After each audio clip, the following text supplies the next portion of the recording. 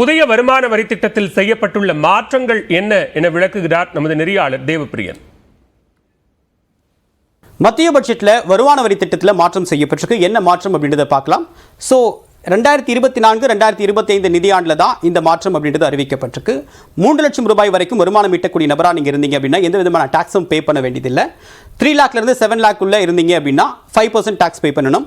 7 லேக்லேருந்து 10 லேக் உள்ள இருந்தீங்க அப்படின்னா 10% டாக்ஸ் பே பண்ணணும். 10 லேக்லேருந்து 12 லேக் உள்ள இருந்தீங்க அப்படின்னா 15% டாக்ஸ் பே பண்ணணும். 12லேருந்து 15 லேக் உள்ள இருந்தீங்க அப்படின்னா 20% டாக்ஸ் பே பண்ணணும். 15லேருந்து அதுக்கு மேலே நீங்கள் எவ்வளோ வருமானம் ஈட்டினாலும் உங்களுடைய டாக்ஸ் ஸ்லாப் அப்படின்றது 30% இருக்கும். ஸோ என்ன சேஞ்சஸ் வந்திருக்கு அப்படின்னு பார்க்கும்போது இந்த 3 ஸ்லாபில் தான் இப்போ சேஞ்சஸ் பண்ணியிருக்காங்க. இதுக்கு முன்னாடி அதாவது போன நிதியாண்டில் இந்த ஸ்லாப் அப்படின்னு பார்க்கும்போது 3 லட்சத்துலேருந்து 6 லட்சமாக இருந்தது. அப்போ நீங்கள் 5% டாக்ஸ் பே பண்ணியிருப்பீங்க. ஆனால் இப்போவும் அதே 5% தான் பே பண்ண போகிறீங்க. பட் இந்த ஸ்லாப் அப்படின்றது 3 லேக்லேருந்து 7 லேக் வரைக்கும் எக்ஸ்டெண்ட் பண்ணியிருக்காங்க. கூடுதலாக 1 லேக் உங்களுக்கு சேர்த்துருக்காங்க. அதே மாதிரி இங்கே 6 லேக்லேருந்து 9 லேக்காக இருந்தது. இங்கே 7 லேக்லேருந்து 10 லேக்காக இருக்குது. ஸோ இங்கேயும் 1 லேக் அப்படின்றது கூடுதலாக இன்க்ரீஸ் ஆகிருக்கு. அதே மாதிரி இங்கே 9 லேக்லேருந்து 12 லேக்காக இருந்தது. ஸோ இங்கே 10 லேக்லேருந்து 12 லேக். ஸோ இந்த 3 ஸ்லாப் 5லேருந்து 15% வரைக்கும் இருக்கக்கூடிய இந்த டேக்ஸ் ஸ்லாபில் தான் மாற்றம் பண்ணியிருக்காங்க.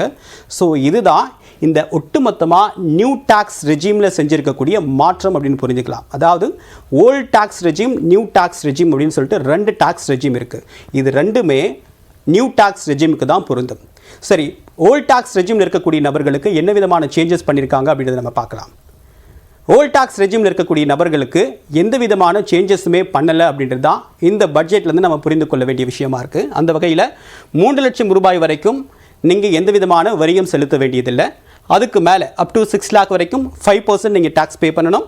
6 to 9 லேக் வரைக்கும் இருந்தீங்க அப்படின்னா 10% டாக்ஸ் பே பண்ணணும்.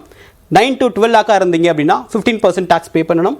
12 to 15 லேக்காக இருந்தால் 20%, அதுக்கு மேலே இருந்தால் 30%. ஸோ இதுதான் எக்ஸிஸ்டிங் ஸ்லாப் ஓல்ட் டாக்ஸ் ரெஜிமில் இருக்கக்கூடிய salaried பர்சன்ஸ்க்கு.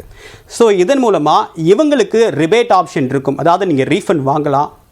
New tax regime choose பண்ணீங்க அப்படின்னா உங்களால் ரிபேட் ரீஃபண்ட் வாங்க முடியாது. இதுதான் வந்திருக்கக்கூடிய நியூ அனௌன்ஸ்மெண்ட்டுக்கும் அதுக்கும் இதுக்கும் இருக்கக்கூடிய டிஃப்ரென்ஸும்.